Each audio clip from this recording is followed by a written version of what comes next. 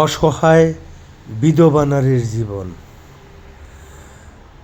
বন্ধুরা, আজকে আমরা সেই অসহায় বিধবা নারীর জীবন নিয়ে আমরা কথা বলবো। আপনারা যারা আমাদের চ্যানেলটা এখনও সাবস্ক্রাইব করেন নাই, তাই এক্ষুনি আমাদের চ্যানেলটা সাবস্ক্রাইব করে রাখুন, যাতে এরকম সমসাময়িক বিষয়ের গল্পগুলো আপনারা শুনতে পান। আর এই গল্পগুলা আমাদের বাস্তব জীবন থেকে নেওয়া। তো আমরা অবশ্যই ভিডিওটা না টেনে সম্পূর্ণ ভিডিওটা দেখব। সম্পূর্ণ ভিডিওটা দেখলে আমাদের এমন একটা শিক্ষা হতে পারে যে এই গল্পের মাধ্যমে, এই গল্প শোনার কারণেই আমাদের সমাজের যত অবহেলিত অসহায়ত্বভাবে যেই বিধবা নারীগুলো জীবনযাপন করতেছে, অথবা তাদের একটা কোনো কিছু একটা গতি হতে পারে। আর আপনার এই একটা পদক্ষেপে একটা বিধবা নারীর একটা সংসার অবহেলার দিক থেকে মুক্ত হতে পারে। আপনার এবং আমার একটা পদক্ষেপের কারণে আমাদের সমাজে যত অবহেলিত বিধবা নারীরা আছেন তারা মুক্তি পেতে পারেন। আসুন আমরা সবাই এদের পাশে দাঁড়াই। আমাদের সমাজে অনেক মধ্যবিত্ত, নিম্নবিত্ত এবং বড় পরিবারের অনেক লোকেরাই অনেকভাবে টাকা পয়সা খরচ করে থাকে। বন্ধু বান্ধবকে নিয়ে ঘুরতে যাইয়া লাখ লাখ টাকা খরচ করে এবং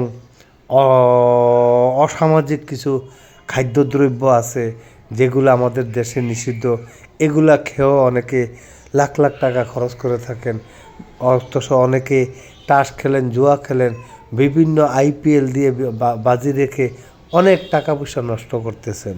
কিন্তু আমাদের আশেপাশে, আমাদের ঘরের পাশেই একজন বিধবা নারী আছেন, অথচ তার দিকে তাকানোর সময় আমাদের নাই। অথচ অনেক বিধবা নারীরা এইভাবে অবহেলিত জীবনযাপন করছে, যাদের ঘর দরজা নাই, ভেঙে পড়ছে, বৃষ্টি আসলেই তাদের ঘরের ভিতরে পানি পড়তেছে, অথচ তাদের কাপড় চোপড়ের অবস্থা দেখলে বেহাল অবস্থা, অথচ তাদের পাশে কেউ দাঁড়ায় না।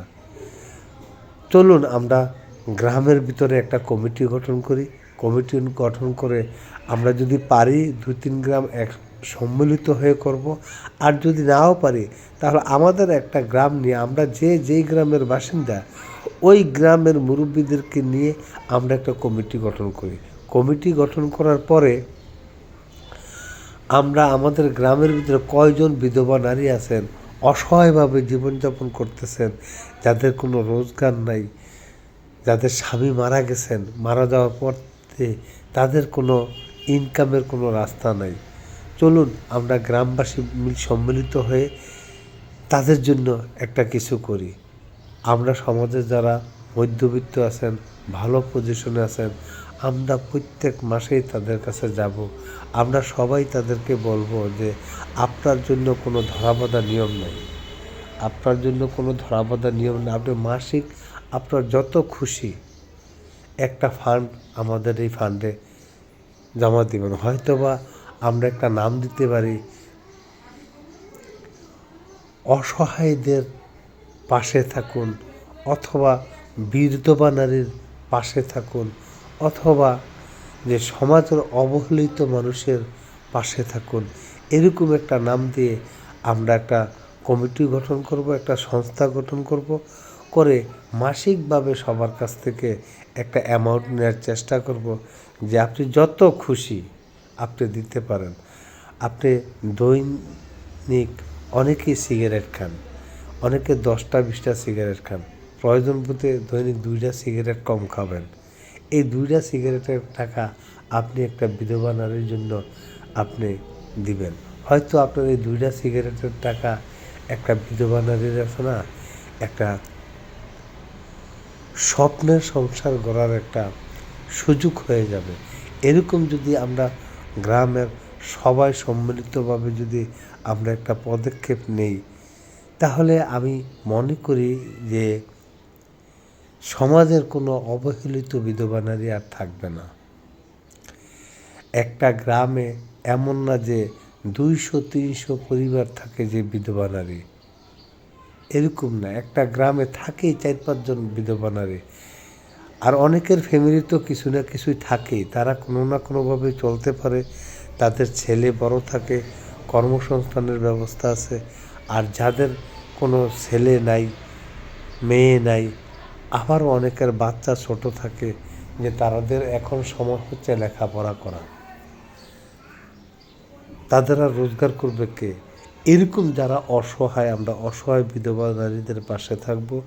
কারণ আমাদের সমাজে যত বিধবা নারী আছেন, তাদের প্রতি অবহেলিত মানবেতর জীবন কিন্তু তারা কাটাচ্ছে সমাজের ভিতরে। আজকে তাদের সুযোগ সুবিধা নেওয়া হচ্ছে, তাদের অসহায়ত্বের সুযোগ সুবিধা নেওয়া হচ্ছে। তাদের যদি কিছু জায়গা জমিনও থাকে, সমাজের অনেক শক্তিশালী যারা বিত্তবান লোকেরা, তারা কি করে জুলুম অত্যাচার করে সেই জায়গাগুলি নিয়ে যাচ্ছে। অথবা অনেক বিধবা নারীর কোনো কৃষিজাত পণ্য থাকলে এই পণ্যগুলো কারো না কারোর মাধ্যমে চুরি করে নিয়ে যাচ্ছে, ক্ষতি করার চেষ্টা করতেছে তাদের অসহায়ত্বের সুযোগ নিয়ে। এমনও হয় যে বিধবা নারীর প্রতি অনেক নির্যাতন চলে থাকে, তার দেবর বাসুর সবাই যাতে সেই বাড়ি থেকে চলে যায় এরকম টর্চারিং করে থাকে। তো আমরা আমাদের এই গ্রামের এই সংস্থা থেকে আমরা এমন পদক্ষেপ নেব যে আমাদের সমাজের যত বিধবা নারী থাকবেন, তাদের যাতে কোনো কিছুর অসুবিধা না হয়। হয়তো তার পিছনে তার বাসুর, তার দেবর সবাই তাকে নির্যাতন করবে, কিন্তু একটা ফ্যামিলি তার প্রতি নির্যাতন করে তাকে গ্রাম থেকে হটাইতে চাবে।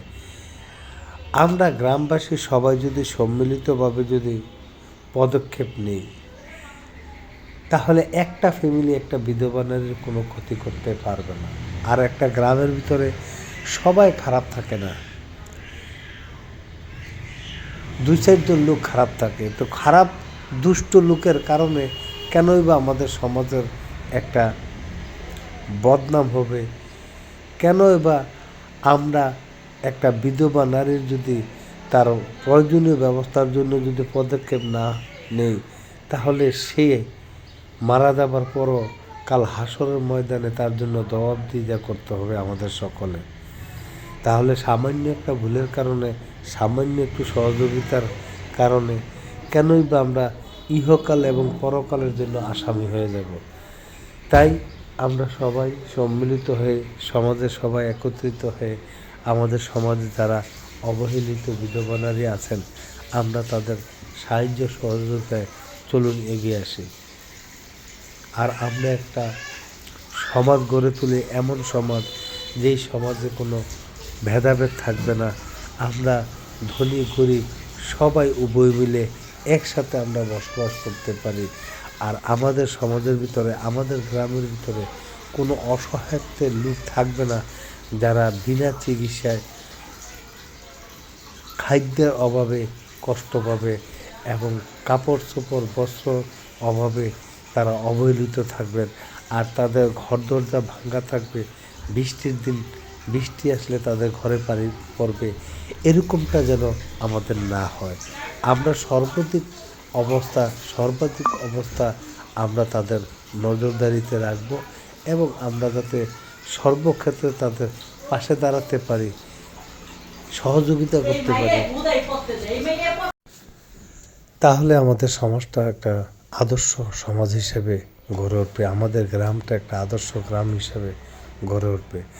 আর আমরা যদি আমাদের গ্রামে যদি এই জিনিসটা চালু করি, তাহলে আমাদের এই অবস্থাটা দেখে হয়তো অন্যান্য গ্রামও এইভাবে একটা পদক্ষেপ নেবে, যাতে তাদের গ্রামে কোনো অসহায় কোনো বিধবা নারী এভাবে অবহেলিতভাবে জীবনযাপন করতে না হয়।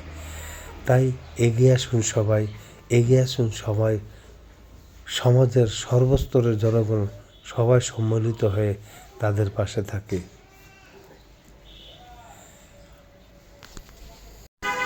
এখন থেকে আমরা সবাই গ্রামবাসী সবাই শপথ করি যাতে